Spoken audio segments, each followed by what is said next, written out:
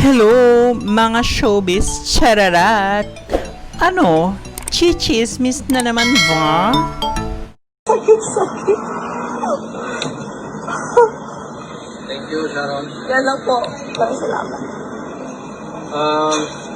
If you have any questions regarding the inquest proceedings, you can now... Viral ngayon sa Twitter at Facebook ang mga video at litrato ng ina ni Christine Dacera na si Sharon Dacera na napaghahalata ang peke. Sabi ng ilang netizens ang mga iyak nito.